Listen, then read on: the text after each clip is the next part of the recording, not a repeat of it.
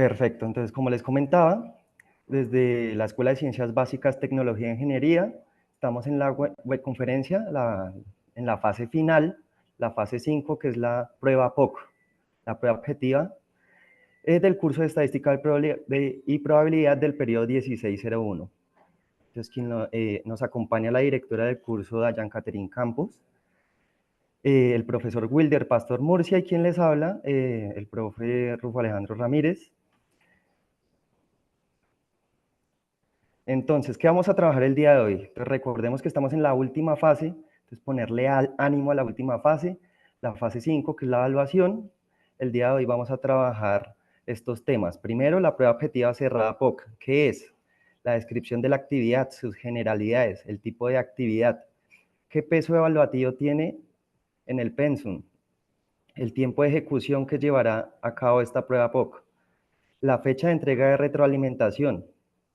Vamos a ver los tipos de pregunta que existen dentro de esta prueba y los ejemplos por cada tipo de pregunta. ¿De acuerdo? Entonces, para dar inicio, vamos a explicar un poco qué es esta prueba objetiva cerrada que vamos a tener. ¿Cómo van a ingresar? Primero, pues aquí ustedes se ubican en el campus. A un costado izquierdo pueden evidenciar que se encuentra la agenda del curso. Aquí cuando cliqueamos, vamos a entrar a la agenda del curso, en la cual se va a desprender esta parte, que es la que nos interesa, la parte final, el momento final, el nombre de la actividad, fase 5 de evaluación y la descripción. Entonces, muy importante tener claridad sobre la prueba que vamos a presentar. Entonces, la descripción de la actividad es responder un cuestionario correspondiente a las unidades que vimos a lo largo del semestre. Las unidades 1, 2 y 3, considerando unas situaciones problema. Entonces, esto donde lo encuentran en el entorno de evaluación, ya lo vamos a ver más adelante, y pues ustedes van a resolver el cuestionario en un límite de tiempo. ¿Qué es la prueba POC? Entonces, esta evalúa los conocimientos adquiridos a lo largo del curso por medio de un cuestionario en línea. ¿Listo? También evalúa el proceso de aprendizaje y una vez empiece, una sugerencia, y pues que para recalcar, una vez empiecen, deben terminarlo ya que el tiempo corre y tiene un tiempo límite. Observaciones. Esta prueba objetiva cerrada es individual. El peso evaluativo es de 125 puntos, entonces deberán estudiar a profundidad todas las unidades trabajadas a lo largo del semestre para poder obtener un buen puntaje en este cuestionario que vamos a resolver. Recuerden que el peso evaluativo es de 125 puntos. Muy importante, la fecha. Entonces, la fecha en que inicia es el 20 de mayo y finaliza el 25 de mayo al final del día. Entonces, tener muy pendiente estas fechas. Recuerden, el 20 de mayo inicia y tendrán 5 días para responderla, del 20 de mayo al 25 de mayo. Y por último, recordemos que la fecha de retroalimentación pues es inmediata. Ustedes cuando resuelvan el cuestionario van a obtener la nota, la calificación de inmediato. Sin embargo, pues vamos a tener una breve retroalimentación pues para dudas respecto a la prueba objetiva del 26 al 28 de mayo. Prosigo. Entonces, en la prueba objetiva cerrada POC, nos vamos a ir al entorno de evaluación. Entonces, nos situamos aquí en el entorno de evaluación. Al abrir se nos va a desplegar nuestro entorno de evaluación y aquí en la parte final vemos que está la fase 5 de evaluación, cuestionario de evaluación. Le damos clic allí para entrar a nuestra prueba y poder presentarla. Generalidades. Entonces, intentos permitidos, solo tienen un intento. Entonces, tengan cuidado, que tengan buena conexión de internet, ya que pues si no tienen buena conexión van a perder tiempo, se les puede cerrar la prueba y pues digamos no van a poder presentar la totalidad del examen. Nos dice, este cuestionario no estará disponible hasta el lunes 20 de mayo. Entonces recuerden, la fecha va a ser del 20 de mayo hasta el 25 de mayo. El tiempo de la prueba va a ser 1 hora y media. 90 minutos van a tener para responder la prueba. Entonces recuerden, 90 minutos en un intento. El cuestionario tiene 25 preguntas. Estas 25 preguntas que contendrán pues todos los temas trabajados a lo largo de semestres en las unidades que vimos a lo largo de las fases.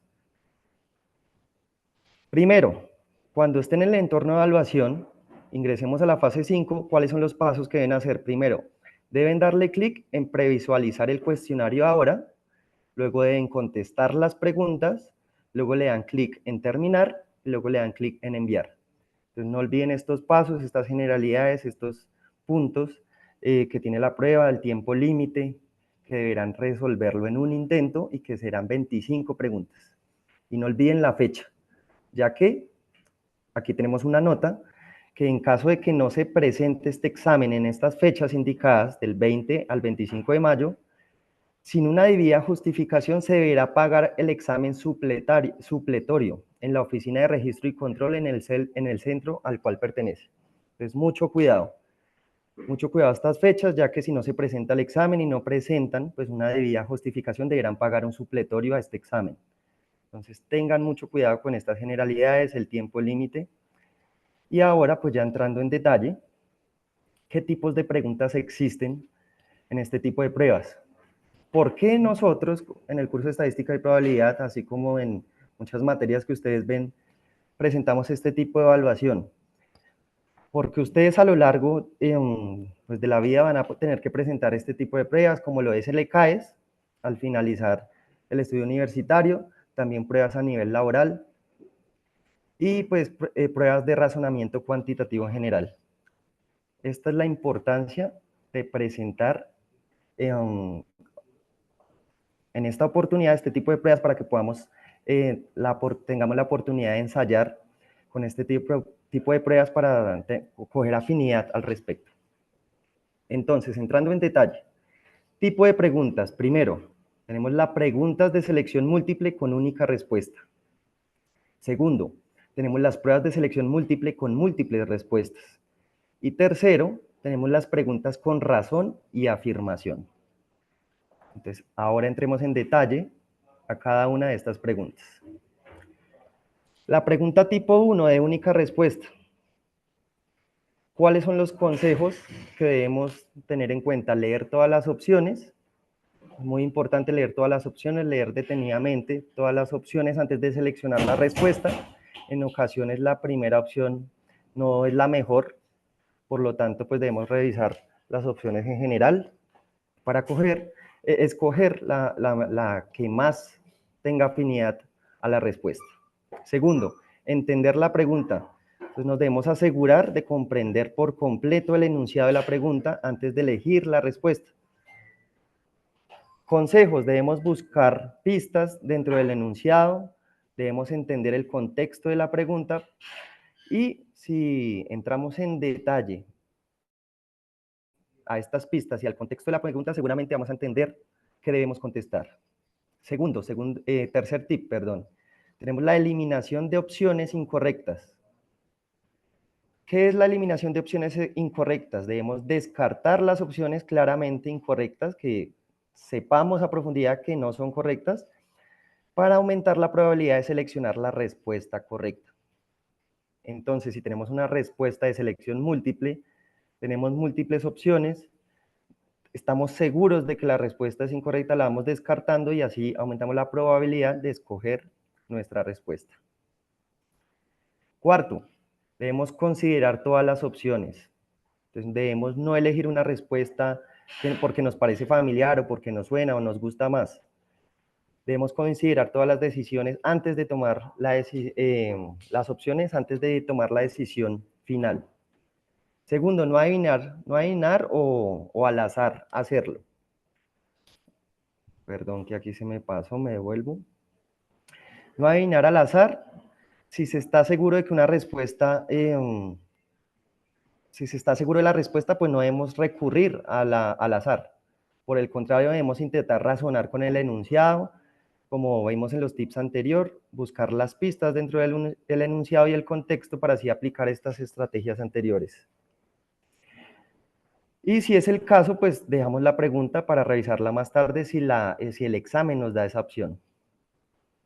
Pasamos a prestar atención a los detalles. Entonces, siempre que tenemos una pregunta, debemos prestar atención al mínimo detalle. hay respuestas que pueden ser muy semejantes entre sí.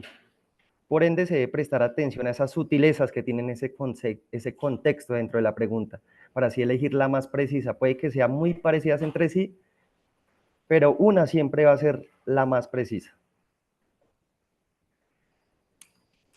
El siguiente tip es evitar los cambios de respuesta frecuentes. Entonces, a menos de que nos estemos seguros de que la respuesta es errónea, el estudio estadístico nos dice que los cambios repentinos pueden llevar a resultados menos precisos. Entonces debemos tener cuidado en cambiar nuestra respuesta, a menos de que estemos seguros después de darle una revisada.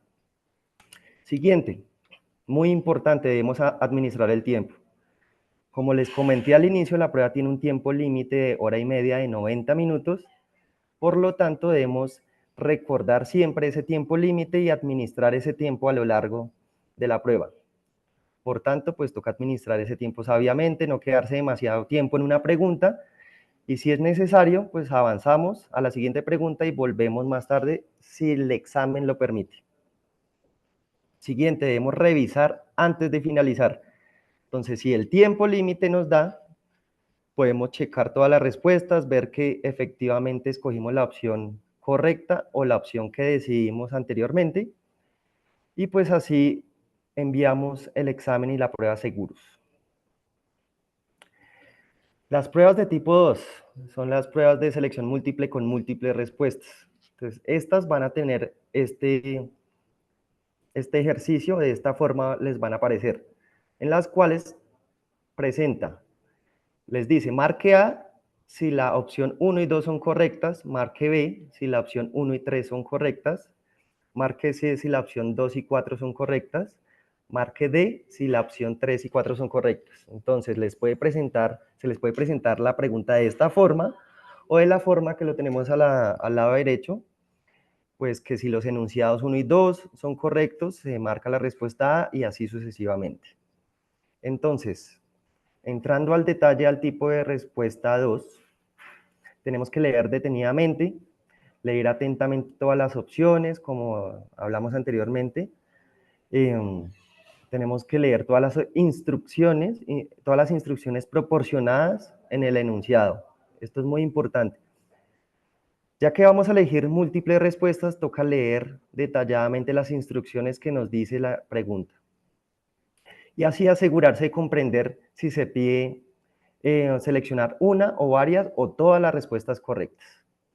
Entonces no se preocupen que más adelante vamos a ver un ejemplo de cada tipo de pregunta. Avanzamos. Está identificar las opciones correctas. Entonces, si identificamos una opción correcta, según nuestro conocimiento adquirido a lo largo del semestre o la información disponible, la apartamos y así pues hacemos reserva de esta respuesta correcta. Luego, pero no olvidar que debemos leer cada opción y confirmar su validez. Entonces, a veces nosotros nos confiamos que leímos la primera opción y creemos que la respuesta es correcta, pero no leemos las demás opciones. Entonces, debemos elegir todas las opciones y así asegurarnos de que las Creo respuestas que se está son las que... cortando el audio, profe. Ya reviso, profe, muchas gracias por avisarme. De pronto la internet está inestable. ¿Ya me escuchas claramente? Sí, ya mejoró, profe. Listo, perfecto. Entonces, recuerden identificar las opciones correctas y leer cada una de las opciones antes de elegir la respuesta a la pregunta, ¿listo? Entonces, avanzamos. Evaluar todas las opciones. Entonces, como les indicaba anteriormente, aunque se encuentre la respuesta o que nos parezca correcta, es importante revisar cada una de las opciones porque puede que la que nos parezca más correcta no es la más precisa. Entonces, no nos debemos apresurar a elegir esa respuesta, sino debemos leer todas las opciones y razonar sobre a cada una de ellas. Y por último, es priorizar la información. Debemos utilizar esas pistas o indicios que nos trae el enunciado, que nos puedan ayudar a descartar esas opciones incorrectas y reducir la cantidad de opciones para así acercarnos más a la respuesta. El tipo de pregunta 3 es la preguntas con razón y afirmación. Entonces, ojo acá, que esta es la que tiene más complejidad, la que, digamos, tiene más dudas al respecto. Estas preguntas de razón y afirmación son de razonamiento deductivo y consisten en demostrar ciertas afirmaciones, consisten en demostrar que ciertas afirmaciones hacen parte de un resultado lógico.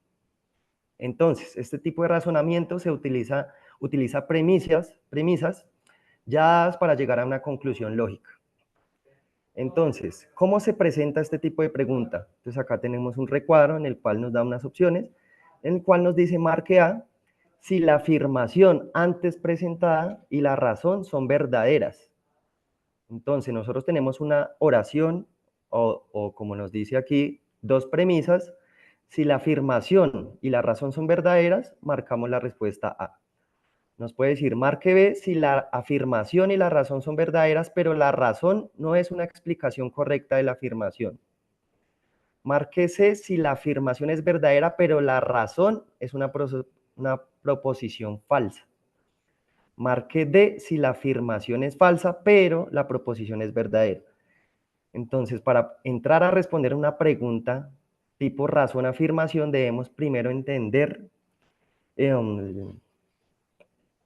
las premisas que nos dan en un inicio de la pregunta para poder analizar cada una de sus dos partes, la afirmación y la razón, y así escoger cuál es verdadera y cuál es falsa, y de esta forma escoger más detalladamente la respuesta. Estas preguntas de tipo 3, las de razón-afirmación, constan de dos proposiciones, unidas por una palabra por qué. Entonces ya la veremos más adelante. Dos proposiciones unidas por una palabra que es por qué. Se debe examinar la veracidad de cada proposición y la relación teórica que las une. Ya veremos cuál es la importancia de lo que nos dice acá. Se debe examinar la veracidad de cada proposición y la relación que nos une. Puede que la razón no tenga lógica con la afirmación, por eso debemos entrar al detalle y razonar sobre cada una de esas dos proposiciones. Tercero, se debe leer toda la pregunta y señalar la respuesta elegida, de acuerdo con las instrucciones. Entonces, lo importante de esta prueba es la lectura crítica. Ustedes para presentar la prueba, pues aparte del conocimiento adquirido a lo largo del semestre, es la lectura crítica. Muchas veces la respuesta nos acerca más a la respuesta el indicio que está dentro del enunciado, pero pues no podemos, nosotros no leemos o la leemos muy rápido y pues nos alejamos de la respuesta estando allí en el enunciado. Por último, pues dando un resumen de los temas trabajados a lo largo del periodo 1601, pues recordemos que en la fase 1 nosotros vimos conocimientos previos en la cual también resolvimos un cuestionario frente pues a los conocimientos previos que traían al curso de estadística y probabilidad. En la fase 2 ya entramos a los temas de estadística descriptiva, entramos a los temas de medidas de tendencia central, de posición y de variabilidad, y entramos a los temas de regresión lineal. Luego pasamos a la fase 3, en la cual vimos los temas de probabilidad, las propiedades de probabilidad, y vimos el teorema de Bayes. Y por último, la fase que acabamos de entregar, el 15, vimos en la fase 4, pues las funciones de probabilidad. Ya por último, pues vamos a pasar a unos ejemplos para concluir un poco con esta teoría que acabamos de dar acerca de la respuesta, de las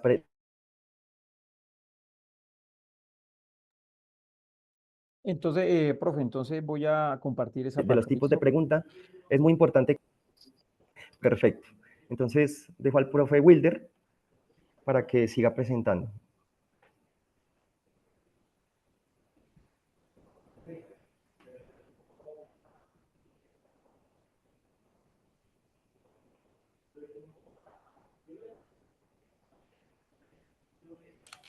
Entonces, el profe Wilder Murcia les va a realizar unos ejercicios acerca pues, de los tipos de pregunta que van a manejar en la evaluación POCO. Bien, muy buenas noches, estimados estudiantes. No sé si ya pueden observar la pantalla. ¿Me confirma, profe, si ya pueden observar la pantalla? Perfecto, profe. Se Ok, observa. listo, muy amable. Entonces, para complementar la explicación que estaba dando el compañero, vamos a analizar algunas preguntas que son muy similares a la prueba que pues, van a presentar ustedes este fin de semana y pues que sin duda alguna el objetivo es que ustedes alcancen pues ojalá superen el mínimo de puntaje de los 300 puntos del curso de estadística y probabilidad y pues eh, logren superar este nuevo curso y sigan avanzando en su proceso de formación. Bien, tenemos un ejemplo uno, pregunta con única respuesta. Siempre pues, va a aparecer el enunciado en el cual pues es muy importante leerlo detenidamente de forma pues analítica pues para llegar a la respuesta correcta, ¿no? Por ejemplo, dice, se realizó una encuesta de caracterización de los estudiantes de su SEAD. ¿Qué tipo de variable representa el tiempo exacto que tarda en desplazarse de su casa al SEAD de su ciudad? Entonces, en esta pregunta, como tal, es interesante reconocer el concepto de variable cualitativa y cuantitativa.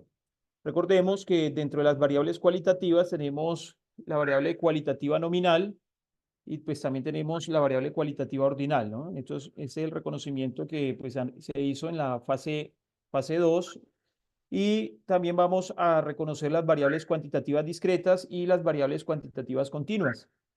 Por lo tanto, dentro de los conceptos y términos que se estudiaron en el análisis de variables, pues aquí nos están preguntando sobre el tiempo, ¿cierto? Que tarda una persona o pues un estudiante desplazarse desde su casa al CEA al que pertenece. Entonces, ese tipo de variable, como hablamos del tiempo, me indica una cantidad. Inmediatamente podemos tener que puede ser cuantitativa discreta o cuantitativa continua.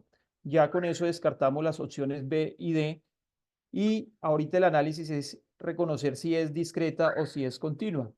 Y como hablamos del tiempo, entonces el tiempo pues, pertenece al conjunto de los números reales, por lo tanto vamos a relacionarlo como una variable cuantitativa continua, lo que significa que entre la A y la C la respuesta correcta sería pues la C. Entonces de esa manera, estos tipos de preguntas pues requieren de primero tener claro algunos conceptos y a partir de allí identificar y poder interpretar desde el enunciado que se está generando, llegar a la respuesta correcta. En este ejemplo, tenemos un enunciado 2. Aquí vamos a encontrar múltiples respuestas, como manifestó el profesor en la explicación. Es decir, si 1 y 2 son correctas, pues marca la A. Si 2 y 3 son correctas, marca la C. Si 1 y 3 son correctas, marca la B. Y si 2 y 4 son correctas, marca la D. ¿Qué quiere decir? Que siempre van a tener 4 posibilidades. Entonces, dentro de esas 4 posibilidades, 2 deben ser correctas para poder escoger la opción, ¿no? Entonces, ¿cuál de las siguientes variables son cuantitativas continuas? Entonces, si analizamos el nivel de educación, ¿cierto? El nivel educativo, aquí pues vamos a encontrar un orden jerárquico, lo que quiere decir que si es jerarquía, recordemos en las variables cualitativas ordinales, nos da el nivel jerárquico. Entonces ya con esto descartamos esta posibilidad. Lo que quiere decir que si buscamos dentro de las opciones, por ejemplo la D, donde está la posibilidad 4, nos quiere decir que la respuesta D no entra en las opciones que se deben escoger y así sucesivamente seguimos analizando cada posibilidad. Si hablamos del precio del dólar, ¿cierto? Durante el año 2023, ese precio de dólar en pesos, ¿cierto? Llevándolo a pesos colombianos, pues tiene una variación continua, lo que significa que hace parte dentro de las variables cuantitativas continuas, queriendo decir que aquellas opciones que tengan la posibilidad 3 me llevarían a la respuesta correcta. Entonces, quiere decir que mi opción está entre la C y está entre la B. Entonces, ya con eso también descarto la posibilidad A. Entonces, miremos si la posibilidad 2 o la posibilidad 1 son las correctas. Tenemos cantidad de estudiantes. Entonces, ya aquí hablamos de la parte numérica, cantidad, aquí también tenemos promedio. Entonces, ambos me estarían indicando una posible opción, ¿cierto? Entonces, cantidad de estudiantes, pero sucede que los estudiantes o personas son partes enteras, lo que quiere decir que, aparte, bueno, lo que quiere decir que si es una variable cuantitativa, no entra dentro de las variables cuantitativas continuas, sino que es discreto, porque es una parte entera, lo que quiere decir que la opción 2 no entra en las posibilidades. Entonces, descartamos la respuesta C y eso significa que la respuesta correcta sería la opción B. Dado de que promedio de calificaciones, aquí vamos a encontrar un resultado continuo en un promedio en el curso de estadística. Entonces, eso me indica que tanto la posibilidad 1 como la posibilidad 3 me llevan a escoger la opción correcta, que sería la B.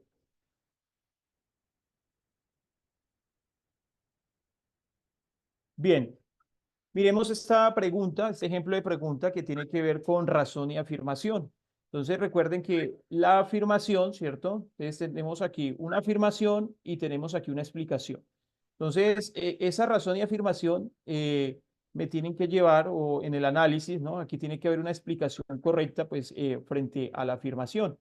Y entonces aquí llegamos a un concepto como la mediana, ¿no? Dice, la mediana de un conjunto de datos coincide con el decil 5. Entonces recordemos, si tenemos un conjunto de datos determinado, pues sabemos que la mediana me va a indicar el 50%, ¿cierto? La ubicación, aquí me va a indicar el 50% de los datos.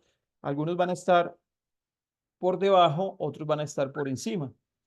Y lo relacionamos con el decil 5, entonces dice que coincide con el decil 5.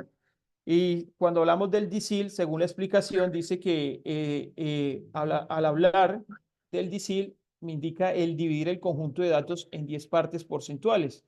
Entonces aquí tendríamos decil 1, decil 2, 3, 4 y 5. Cada decil me va a representar el 10%. Entonces, si llegamos aquí exactamente al decil 5, vamos a encontrar el 50%, que efectivamente va a coincidir con la mediana.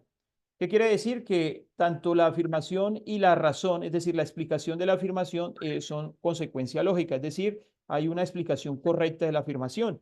Entonces, al mirar las respuestas, podemos evidenciar que efectivamente la opción que en este caso me está indicando la respuesta D, dice la afirmación, ¿cierto? Si la afirmación y la razón son verdaderas, como lo acabamos de explicar, y la razón es una explicación correcta de la afirmación, me indica que pues esta sería la respuesta correcta.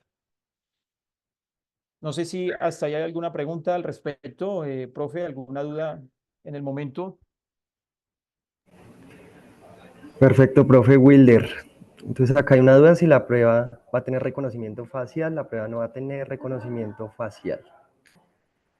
Por aquí también veo que nos dice, acá un estudiante, Jairo, nos dice que es discutible ya que sea una cuantitativa continua, ya que en las calificaciones de la universidad siempre están en decimales. Y no veo más preguntas. Recordemos que un resultado decimal, ¿no? Recordemos que siempre esa parte decimal puede ser de los números, en el conjunto de los números reales puede ser infinito, ¿no? Pues en este caso, cuando tomamos el conjunto de datos en una calificación, pues siempre buscamos una aproximación, ¿no? No se está tomando toda la cantidad de decimales en el resultado, ¿no? Entonces siempre se busca dar una aproximación, ¿no? Un profesor le puede calificar a usted un 3.1, 3.2, 3.3, pero eh, hace parte dentro del conjunto como tal de los decimales, o en este caso de los números irracionales, digámoslo así, no periódicos, ¿no? Entonces, es una cantidad de números decimales, pero cuando necesitamos colocar una calificación, pues buscamos siempre es una aproximación, ¿sí? Si nos preguntan en la cantidad de masa, por ejemplo, corporal de una persona, pues nosotros siempre damos una aproximación de nuestra masa corporal, ¿no? Si yo digo tengo 65 kilogramos, Recordemos que todas las herramientas de medida siempre tienen un error de precisión de los datos, ¿no? Entonces, uno siempre da es una aproximación, ¿sí? Es una medida, una calificación, el tiempo, ¿sí? Son magnitudes físicas en el cual, pues, siempre buscamos dar es una aproximación, pues, para tener un mejor manejo en el contexto cotidiano, ¿no? Porque pues si nosotros hablamos de una calificación de 3,5678 9 no, siempre decimos su calificación fue de 3,6. Es una aproximación, que es lo que a veces se busca, ¿no? Cuando tenemos un resultado, si nos dicen su calificación fue de 2,99, pues uno lo aproxima a 3, por ejemplo. Bien, miremos este enunciado. Dice, los datos sobre el sector inmobiliario que incluyen información sobre casas vendidas en la zona de Goodyear, Arizona, el año pasado consideran las siguientes variables: precio de venta, número de recámaras, barrio y distancia al centro de la ciudad. De las variables, ¿cuántas son cualitativas? Entonces aquí pues analizamos, por ejemplo, pues si hablamos de precio, pues ya hablamos de cantidad. Aquí ya nos está hablando de número, cantidad. Aquí hablamos de distancia, cantidad, es decir, que descartamos estas variables que nos está hablando de cantidad, parte numérica. Y aquí ya hablamos de algo nominal, ¿cierto? Un nombre, barrio. Entonces, ¿qué quiere decir? Que tenemos una única variable, que en este caso sería cualitativa. Por lo tanto, pues la opción correcta pues sería la D.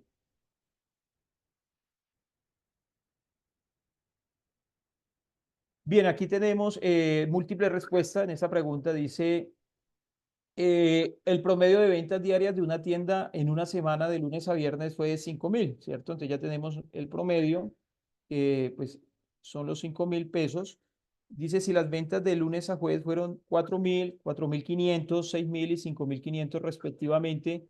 Entonces, ¿cuál fue el total de ventas de la tienda, no? El viernes, ¿sí? ¿Cuál fue el total de ventas de la tienda el viernes como tal? Si sumamos, pues aquí ya por simple lógica de inspección, ¿no? Nos damos cuenta que, pues, si el promedio nos da 5.000, ¿qué quiere decir? Que al hacer el cálculo inicial, ¿no? Del total entre los 5 días de la semana, pues para que me dé un promedio de 5.000, significa que en total se vendió 25.000, ¿no? Entonces, buscamos aquí donde dice que el total vendido de la semana fue de 25.000. Ahora, ¿cuánto se vendió el día viernes? Pues aquí tenemos que buscar el complemento para que nos dé los 25.000. Pues hacemos una sumatoria, ¿no? Rápida. Aquí tenemos 8.500 más 6.000, tendríamos 14.500 y 5.500 para darnos un total de 20.000. Lo que nos quedaría faltando el día viernes, ya tenemos 20.000, que quiere decir que el día viernes se vendió 5.000 pesos. Por lo tanto, las posibilidades correctas serían la 1 y la 3 para enmarcar que la respuesta sería la B. Entonces, posibilidades 1 y 3 son correctas, por lo tanto, pues se marca la opción B. Bien, aquí tenemos, dice, cuando en probabilidad encontramos la expresión, la probabilidad de A unión B es igual a la probabilidad de A más la probabilidad de B, entonces nos dan esta ecuación. Entonces, se hace referencia a cuál tipo de evento. Entonces, ¿será un evento conjunto? ¿Será un evento complementario? ¿Un evento independiente o un evento excluyente? Entonces, aquí es importante, pues, reconocer, ¿no? Estos cuatro conceptos y teniendo claro con la ecuación, pues, se relacionan. ¿Será un evento conjunto? Dice que se refiere a la probabilidad de la unión de los eventos A y B, ¿sí? Probabilidad de la unión de los conjuntos A y B, lo que incluye, lo que incluye la ocurrencia, aquí no incluye nada. Hasta aquí diríamos que pues sería la suma, pero como aquí, aquí dice que se incluye, entonces ya con esto se descarta. Dice evento complementario, dice la expresión se relaciona con eventos complementarios, donde la ocurrencia de uno implica la no ocurrencia del otro. Entonces, aquí tenemos que sí implica la ocurrencia de uno con respecto al otro. Entonces, también descartamos. Dice que es un evento independiente. Recordemos que una de las condiciones para que sea un evento independiente es que es la probabilidad de A intersección B, ¿no? Que es la probabilidad de A por la probabilidad de B. Entonces, ya con esto también descartamos la opción B, lo que quiere decir que es un evento mutuamente excluyente. ¿Listo? Entonces, la probabilidad de A unido B es igual a la probabilidad de A más la probabilidad de B. Se aplica cuando los eventos A y B son mutuamente excluyentes, es decir, no pueden ocurrir simultáneamente.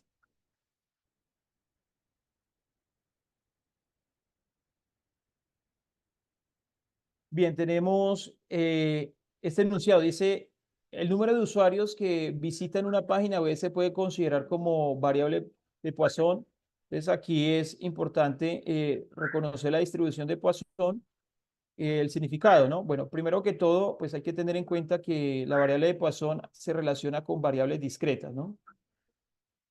Enteras. Entonces, miremos aquí, dice, no se puede considerar como variable de Poisson número de usuarios, entonces cantidad de personas. Entonces las personas son enteras, son discretas, entonces sí hay que considerarla como variable de Poisson, dado de que pues están analizando el número de usuarios, número de personas, entonces descartamos la D. Dice que los valores de la variable se dispersan en menos del 10%, ¿no? Pues aquí hay un indicativo que nada que ver con el enunciado, entonces no tiene relación con el enunciado, lo descartamos. Dice que se relaciona con una variable continua, cuando una de las características fundamentales de la variable de Poisson es que debe ser variables discretas, entonces descartamos la posibilidad B. Por lo tanto, la opción correcta es que se observa el número de observaciones, ¿cierto? Es decir, la cantidad de usuarios en un intervalo de tiempo. Bien, entonces que esta es una característica fundamental que pues hay que tener claro de lo que es las características o las posibilidades o condiciones que debe cumplir una variable para que se pueda analizar dentro de una distribución de Poisson.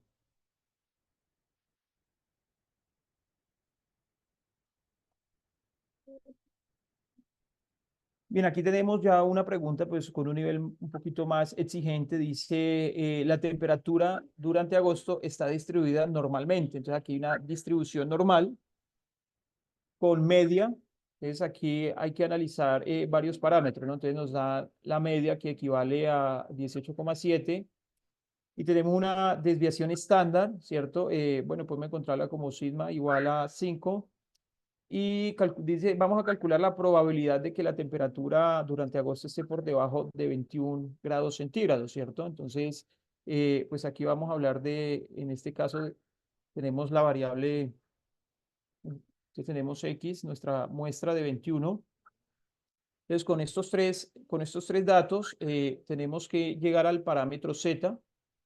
Entonces, recordemos que para calcular el parámetro Z, pues aquí tenemos la expresión que es X menos la media, o sea, mu, dividido entre la desviación estándar. Con esto, nosotros vamos a encontrar, ¿cierto? Este parámetro Z, pero recuerden que este parámetro Z nos da la condición para que ustedes busquen la probabilidad y para buscar esa probabilidad que nos está pidiendo el ejercicio, es importante que ustedes tengan una tabla o la tabla de probabilidades para esta distribución, como también para las otras distribuciones, en caso de que lo necesiten en el momento de la prueba. Si hacemos los cálculos, nos damos cuenta al hacer la diferencia, ¿no? Entre X, que sería los 21, menos mu, que sería los 18,7, y la desviación estándar, que en este caso es 5.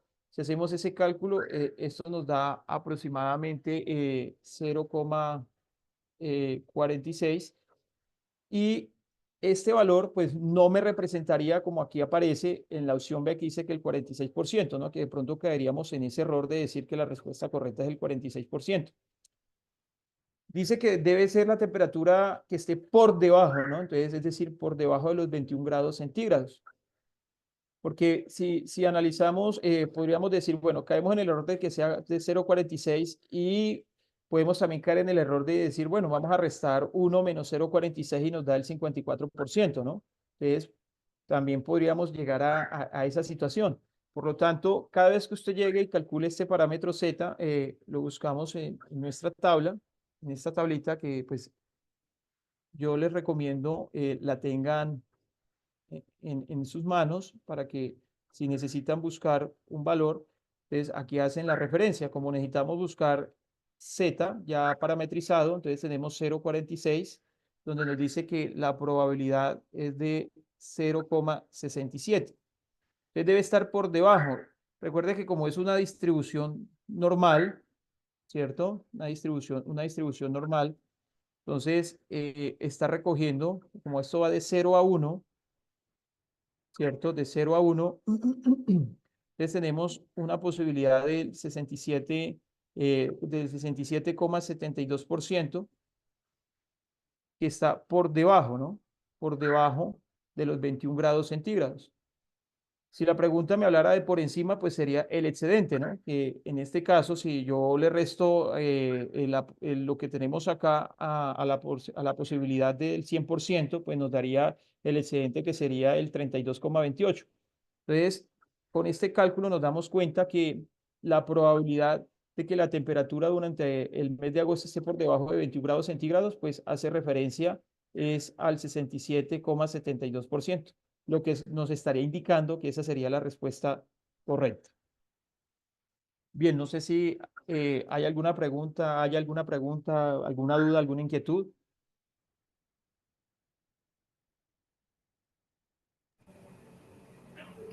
Bueno, profe, aquí revisando el chat, pues se han respondido algunas inquietudes. Nos dice una estudiante si puedes devolver la diapositiva. Un momento. La pregunta anterior, aquí. También nos preguntan la grabación cuándo se las vamos a presentar. A más tardar el día de mañana ya tendrán la grabación de la web para que la puedan revisar. Muy importante, en cada una de las fases, los ejercicios uno que se trabajaron fueron de conceptos, entonces es muy importante que tengan claros esos conceptos, ya que les pueden salir mucho en estos tipos de pruebas. Correcto. No sé la inquietud que tengan sobre esta pregunta o qué.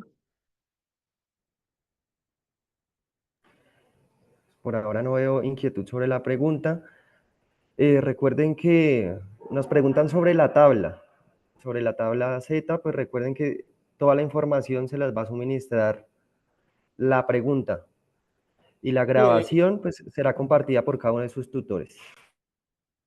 igual la tabla la pueden descargar de Google, es la tabla de distribución Z para las distribuciones normales y también pues para las otras distribuciones, distribución binomial, X cuadrado, pero entonces en general pues la prueba POD casi siempre lo único que requiere es de la interpretación. Todos los enunciados en general pues traen toda la información necesaria. Es simplemente, vuelvo y reitero lo que manifestaba el profe Alejandro, es leer la situación, de ahí extraer la información o los datos concretos de cada pregunta y de esa manera pues poder analizar a fondo cuál es la respuesta correcta. Vuelvo y reitero, ¿no? Por ejemplo, en el cálculo de Z nos dio 0,46. Entonces, ahí podríamos caer en el error de decir es el 46%, ¿no? Pero recuerde que ese valor que nos da es para buscarlo aquí en la tabla que nos permita determinar la probabilidad. Si nos habla de que es por debajo, quiere decir que está tomando todo el recorrido, ¿no? Toda esta parte de la curva que está por debajo, ¿sí? Del 100%, todo esto. Ya lo que esté por encima de 21 grados, pues es el excedente, ¿no? Lo que nos hace falta para llegar al 100%. Bien, no sé si existan más inquietudes al respecto.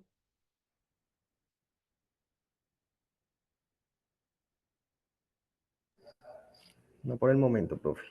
Ok, listo. Entonces, ya con esto, pues, damos por terminado lo que se relaciona, pues, con este tipo de preguntas de la prueba POD.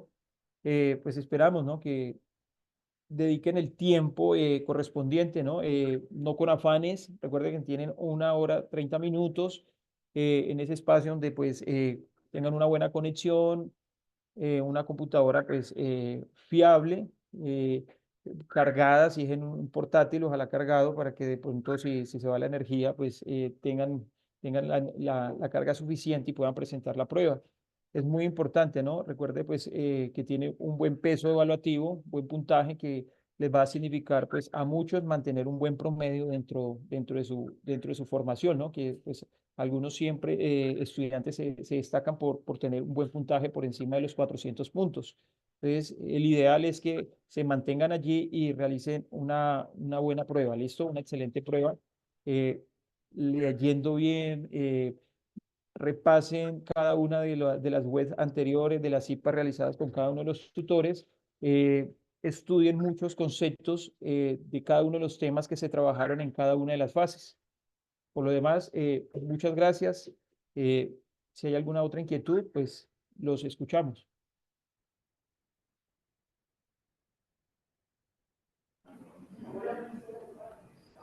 Bueno, y están cordialmente invitados pues a los IPAs que realizan todos los tutores. Cada uno puede asistir a los IPAs con su tutor y así resolver dudas más puntuales acerca que tengan sobre esta prueba POC.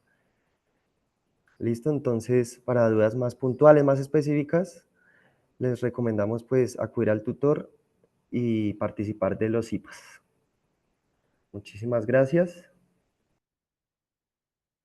Ok, entonces muy amable por la participación. Que si hay asistencia, no, Aileen, no, no, asistencia no, era para que tuvieran un reconocimiento de lo que pues significa pues realizar la prueba ya este fin de semana como tal, ¿no? Ya pues subieron ustedes en el entorno de evaluación, pues la última fase, ya estamos en ese proceso de calificación y pues queda pendiente la prueba POI y pues finalizar de la mejor manera el curso de estadística y probabilidad. ¿Listo, Aileen?